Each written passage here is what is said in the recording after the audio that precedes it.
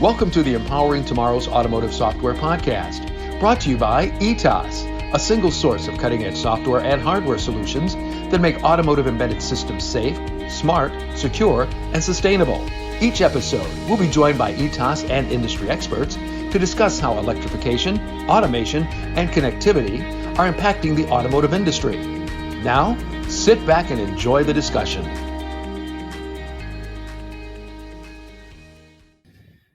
Hello, everyone, and welcome to another episode of Empowering Tomorrow's Automotive Software Podcast.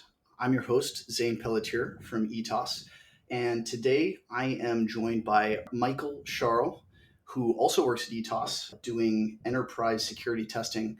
Michael, do you want to give a brief background on you and your work? And I know we've worked together before, so maybe a little on that too.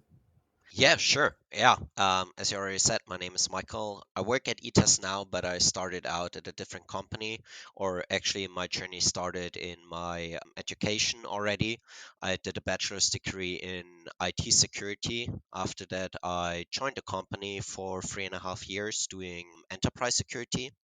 And then I moved to ETES, where I'm also still doing enterprise security, but with automotive relations. Great, thank you. Yeah, so I think a big topic today that we're going to talk about a lot is enterprise, what that means, how it's different from traditional embedded testing that I think a lot of folks are familiar with in automotive. So, for those of you who don't know, I have more of an embedded background, but recently I've been working with Michael and others to start to onboard into more enterprise based focused projects. So, I guess, Michael, do you want to give a background on what enterprises and maybe how might be different from traditional embedded projects in an automotive sense? Good question. Enterprise is a really broad field. We are doing a lot of pen tests for all different kind of enterprise topics. It can range from the standard web application where you have just some company presence or some product described to you have a web shop or you have some integrations with other tooling. We have mobile applications where you install on your tablet or smartphone. We have client applications where customers use on their computer to connect to other systems. We have embedded systems which have connection towards the enterprise systems because you normally manage them from enterprise systems. So it's really a wide spectrum of different technologies that come into play. But I would say most of the enterprise topics are normally either web applications or client applications running on some operating system. Definitely, yeah. Thank you for that. I think a good way to think about it is there's testing of applications that are on board the vehicle, so systems that are actually physically within the vehicle bounds, and then there are off-board systems that are in the back end. So traditionally, when I'm thinking about this, I'm thinking about over-the-air updates to modules in the vehicle. The module that handles that, usually the telematics module in the vehicle will be the onboard system that needs to be tested for its security, whereas the server that it's getting those updates from and the PKI that's used to transfer all of that data and to make sure everything's secure, that's hosted on a server somewhere else that is connected to via a module on the vehicle. And so I think that's a good way to say that there's a lot of things that are coming together, I think, between the two right now. There's a lot of vehicles that are much more connected than they ever were before. And there's a lot of systems that traditionally were more focused on the onboard side of things that are now integrating with offboard, mobile web apps, mobile applications, web apps, like you said, and other such systems that just aren't really diagnostic focused on the vehicle. Yeah, I think so as well. We see it quite a lot. In the past years, we have quite a huge shift toward cloudification. Everybody's moving to the cloud and putting their backend systems there. And especially, we have in the automotive sector a lot of backend systems that are cloud hosted, where the vehicle connects to either to pull software updates or to send some telemetric data for some monitoring or fleet management. Yeah, it's definitely getting more and more interconnected, especially with those cloud components. Yeah, definitely. So I do also want to bring up kind of an experience that we had recently. I know that Michael and myself actually both competed together on the same team at the Car Hacking Village, which is a CTF competition that happens at DEF CON. If for those of you who aren't aware, a quick aside, DEF CON is a hacker conference that takes place in Las Vegas every year. There's all kinds of folks that come out to that. There are a lot of hackers there, and it's pretty much any domain that you can think of. So they have these different groups of people that come together to form what's called a village, and each village has a focus. So, for instance, there's one that's focused on automotive that's called the Car Hacking Village. There's one for aerospace, the Aerospace Hacking Village, and one for social engineering, and the list goes on. So this competition was mainly focused on bringing together hackers in the industry to come together to solve extremely difficult challenges that were constructed by industry experts to try to basically compete together to show off skills. And there was actually a prize at the end. They gave away a Tesla, so that was a pretty good incentive as well. But I know we competed there together. And one thing that I noticed in particular was that there were some challenges that were more focused on traditional, what we would consider to be enterprise systems, right? Like cryptographic infrastructure, things that have to do with transferring data from an off-board system onto a system that's traditionally in the vehicle. Whereas, I had been at that competition for a few years and I hadn't seen anything like that before. So it was really good that we had you there, Michael, because you were kind of one of the folks I think that headed up working on those challenges that were more enterprise based. Yeah, Um, so yeah, I was really glad that it was actually that way. It was my first time being in Vegas at the DEF CON, and I didn't know what was coming up. So I thought I might can support you in some way, but not being a big deal there because I'm only enterprise specific, or before that I was only focused on enterprise. And yeah, I was really positively surprised that there were actually quite a few challenges that were either really enterprise challenges or it had its roots in enterprise technologies that I could transfer my knowledge to and actually use it and be a useful part of the team there. So yeah, I think the challenge that was most enterprise based was the package software that we had to compromise to simulate a malicious update and then through that get the flag. And I really enjoyed the challenge. Yeah, great experience for me there. yeah, definitely. I think everybody was a little bit surprised by that. But I also think that that's indicative of kind of where we're heading, right? I think that this is not going to go away anytime soon in terms of what we're seeing. I think that if anything, we're going to become more and more integrated. These two traditionally more separate systems, the onboard and the offboard systems, are going to kind of come together and they're going to just become more integrated. There's going to be more interaction happening there, and Yeah, definitely. I Um, think I, that's s- important. I see it in my daily life. Like a few years ago, I was still surprised when my friend told me that he had a mobile app where he could like preheat his car. So when he went to the gym, he could just like said, "Oh, I'm heading for the shower. It's winter, so I just gonna preheat my car so that when I come out, it's already ice free and already preheated, so I don't have to freeze in my car." And I was like, wait, that's possible, like on a mobile app that you can just remotely control something in your car. And I instantly was interested in how it is secured and if there's some potential to mess with. But yeah, I see it in more and more kind of domains where you get more and more external interfaces with the car, either via keyless vehicle, via cloud updates or some maintenance backend that is able to remotely dial into the car and pull some diagnostic data. It's getting more and more interconnected. Yeah, definitely. That's a good example. Yeah, I think that there definitely is something to be said there for the fact that not only are more and more auto manufacturers integrating these systems into their vehicles, I think that there is really a sales that are driving that, right? People are interested in those features. Those are things that people really want in a car. They want to be able to control it via their phone, via a mobile application. They want to be able to control things in their vehicle remotely and also get information, right, about systems that are running in the vehicle while they're running them. So, I think that this is again only going to increase in the interconnectedness here. And I think that this also kind of relates to the shift that's being made towards the software defined vehicle as well, because all of these features that we're seeing here are largely software defined. You know, they're running on the traditional hardware systems, and there's integration with backends. But at the end of the day, you know, this is a mobile application, or this is a web application that you're using to interface with the vehicle. And I think that that kind of brings traditionally two separated domains together. And I think this is a pretty good transition into saying there's a article that I know that I had read and you had read too, Yeah. by Sam Curry.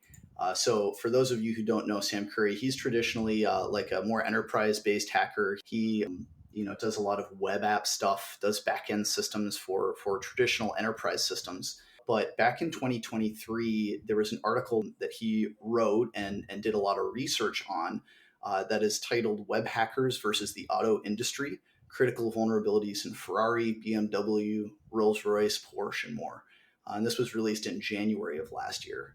So it's actually getting a little bit old now. I remember when this first came Yeah. out. But this one is interesting because, you know, you have someone who's traditionally in a more enterprise-based domain, and he's coming in and he's starting to get all of these exploits on systems that are more vehicle-based, right? I mean, if you look at the list, I think at the beginning of the article, he has a huge list of all of the different car manufacturers he was able to hack. I mean, you know, it's so long. You know, he's got Yeah, I Kia. really Yeah, love that article because every time we have to argue why enterprise security is relevant for the SDV business, I like to pull up that article because it perfectly showcases how enterprise applications are more and more critical for the automotive industry because you don't compromise one car anymore. You compromise the entire fleet with it. And you right. said the article's getting old. Yeah, it's already, what is it, 2 years ago? But Uh-huh. it's getting more and more relevant each day. I feel like more and more car manufacturers move to those kind of integrations, and all these findings that Sam Curry showcased. That's what I see in the daily business. When we test those applications, we see those web vulnerabilities where you have an API endpoint, and when you compromise it, suddenly you're able to like reissue a key for a car, or you can change the ownership. Sam Curry actually did a second article where he just did it for Kia again, where he was able just by the number plate or the VIN to re-enroll the car to a new owner and thus taking control over the car. And so it shows it's still more relevant than ever. And yeah, you already teasered it. It's all the big manufacturers' names you can find in there. So it's not just one that they found and it's one shitty one that I don't know did a bad job. It's not me saying they're doing a bad job, but you can find those findings throughout the bench. Every manufacturer has the same topics to tackle. Oh, definitely. Yeah. I mean, there's big names in here. There's, you know, Ferrari, BMW, Rolls Royce. I mean, they obviously have quite a bit of resources, financial resources to spend on things like this. And like you said, we're saying the exact same issues across the board. So I think it's less of a resource issue and more of an awareness issue where, you know, you might have people in these organizations that traditionally have worked on more embedded systems, and now they're making the leap. They're like, okay, I'm familiar with automotive controllers, I've been doing that for the last 20 years, and suddenly you ask, you know, the same person to come in and make a web app that makes it so you can remote lock, unlock your car, start the engine, right, get Yeah. precise location of it, all these types of features. And you know, they are not familiar with some of the common security pitfalls that are involved in systems like that. So yeah, that creates issues. Yeah, exactly. It broadens the attack surface by a huge, like I remember back in the day when I read about automotive security, I always thought about CAN bus systems or that I have to physically plug into the car. And I know there was some kind of exploit where you could like pull out the headlight, connect to the CAN bus, and because it wasn't separated, you could somewhat unlock the car, but it always would require that initial step that you somewhat get physically in the car or near the car to at least do some radio frequency kind of stuff. But now you, yeah, shift the entire tech surface also to the internet. You're getting interconnected, and it doesn't need to be anymore that you are physically present to attack a car.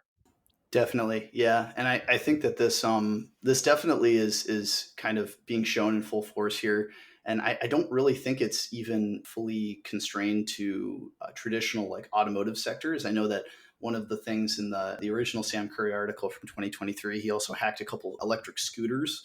So there's electric scooters that are now connected to mobile applications that you can use to manage that type of vehicle. And I think the big takeaway for me from that was a lot of these systems he compromised either through a single user account, or he was able to get into some of the backend cloud infrastructure, I think, in a few instances. And that was really huge because, in an enterprise environment, if you're able to control the cloud infrastructure, I think from any aspect, that compromises everything essentially, because that's the infrastructure you're using to host all of these services. And I think that with the most recent one, where he was able to get the vehicle identification number and get the license plate information and basically arbitrarily register, information from a vehicle just by knowing those two basic pieces of information. It's not something that just affects one person's vehicle. This is something where if anyone has a vehicle that was made in a certain number of years from a certain manufacturer, it's going to cause an issue for them too. So it's so much more widespread than just like taking control of one car. It's you're attacking an entire brand, and now the enterprise security is becoming, I think, more crucial to that brand image of the OEM, and being able to say, yes, we have a secure product. This is so nobody's going to be able to steal your car or take it over, or, do anything nefarious with it, right? Yeah, I wouldn't say that the focus shifts. I think it's still important to secure the car locally, but it definitely broadens the spectrum by a lot. And as you said, it's not just that I attack one car in specific, I attack the manufacturer and then I take control over an entire fleet or a product line. I remember that it is only for some specific model versions that they were vulnerable, but it's still thousands of cars instead of one, and that's suddenly a way bigger impact. And it doesn't need to be stealing the car physically that the car is gone. There's so much more damage potential towards it. It can be just getting the location data for stalking or tracking or knowing when somebody's home. We mentioned earlier there are some really big companies in there, and some of them, like Ferrari or Rolls Royce, are known to have customers with a little bit deeper pockets. And knowing when they're home or when they're out on a drive is already something that is a potential damage. Then there's, of course, breaking into the car or breaking into the house. There's also denial of use. If you somewhat prick the system remotely for thousands of users and they can't use their car anymore, it might also be a huge damage. I remember that picture on Reddit where somebody couldn't drive his Tesla because some update went wrong, and it said, oh, you have to call your manufacturer or the car needs to be towed. It can't start anymore. That's a huge damage. Suddenly, thousands of cars have to be towed or manually fixed. So much more damage potential out there now. Right. Yeah. I think that definitely I think that's illustrated here for sure. And the fact that really no one is safe. I mean, I'm looking at the list of manufacturers, and it's pretty much everyone's car. It's not a it's not just one niche group of people, to be honest. Yeah. So a question I get a lot is, what can be done here? Because I know traditionally, you do penetration testing on the embedded side. You have to, I think for a lot of manufacturers, there are requirements to do penetration testing on the modules and the controllers themselves, and then also on the back end systems, the enterprise systems that are being used. But a lot of times I get the question, what can we do to kind of simulate something like this? What can we do to simulate a similar scenario to what Sam Curry, presents here, where we kind of are able to combine these two systems together and have a full end-to-end attack scenario. And the first thing that comes to my mind when I think of that is like doing more red teaming exercises, and using those as kind of a way to determine, hey, not only how secure is my system, but what could happen if something goes down? What could the manufacturers do to prevent something like this? And do they have a playbook in place for if there's a catastrophic event where a lot of their vehicles are getting taken over in this way? I think it's a multi-step process. The first one is to realize that you have to look domain overarching. It's not like being in your own domain and saying, I'm only responsible for the car. The cloud backend is managed by somebody else. I don't care about that. That is already the biggest mistake that we see doing a lot, that they only focusing on what their responsibilities are. But you need to have somebody that has the overarching view on the entire infrastructure, that you're not just have to look at the car, but also on the cloud backend. And of course, then you have to do pen test for both, to find vulnerabilities and fix them as soon as you can. And then also the interoperability is important, that you don't just test one without the other, that you only look at the enterprise backend and then you only look at the car. You have to do that together. You have to see what's happening. If something in a car is happening, do you see in a cloud? Do you have some monitoring? Do you even realize if somebody is breaking the car or sending some malicious packages? And also the other way around, how do you ensure that in the car you notice when a malicious update is being pushed, or if there has been some malicious changes? So first you have to realize that those people that have those responsibilities work together and not only look at their own. And then you already mentioned into red, blue, purple teaming kind of scenarios, that you bring the red and the blue team together, that the blue team that tries to detect something like that, if something malicious is going on, and also the attackers, that they play well together, and you identify those potential attack scenarios by doing real world simulations. Yeah, definitely, definitely. Yeah, I think red, blue, purple teaming comes into play here a lot. I know that that's traditionally what we would recommend. You know, if you're in a situation where you want to see, hey, how do the two sides of the security of this product come together to figure something out, right? I think a really good example to kind of illustrate this is exactly what you mentioned, as was the challenge, right? That we worked on at DEF CON, or rather you worked on at DEF CON, that system of a malicious update getting pushed through the backend system to a vehicle. That is a perfect red teaming exercise that could also be detected by the blue team on the side of like looking at detection, looking at like incident response for something like that, how to fix the issue, what to do if it goes wrong. That is an excellent exercise to go through, because not only is it something that could realistically happen, in my mind that's like worst case scenario, right? Yeah, because essentially the attacker has control over the firmware on the physical device then, and that that could cause some catastrophic issues on the Yeah, I vehicle think itself. that basically would be the worst case. If you're able to push an update in a legitimate way because you compromise the back end, you have full compromise of the vehicle in most cases. So that's definitely something that, yeah, you should work together with the blue and the red team, that you monitor what the red team, what a potential attacker can do, and then adjust your systems, your blue team, to be able to detect them in the future, and also write playbooks what you're going to do in that situations when something like that is happening. Definitely. Yeah, so maybe we can shift here now to talk about what can be done to kind of break down traditional silos here. So I know that a lot of, for me, you know, I come from an embedded background. I kind of transitioned to doing more enterprise now, which is, I would say, kind of non-traditional. Usually people go in the other direction. Sometimes they go to more, you know, something that's more broad like enterprise, to something more specific like embedded. So, yeah, I guess, Michael, what do you think we can do to have a better joint effort between subject matter experts for testing in both of these areas? That's a really good question. That's also a challenge that we are facing now, because that's something that we have to tackle in the next few years, because that's where we have to improve, because right now we see it, a lot of teams think in silos, and the first thing is realizing that you're in a silo, that you are only looking at your own stuff, and reaching out to the others like we did now. I joined the enterprise team. I joined from the enterprise team the automotive team, to see how they're working, what their tooling is, and I also introduced the enterprise testing towards the embedded testing. And that's starting that knowledge sharing, knowing what the domains are about, and also realizing that there's potential for synergies.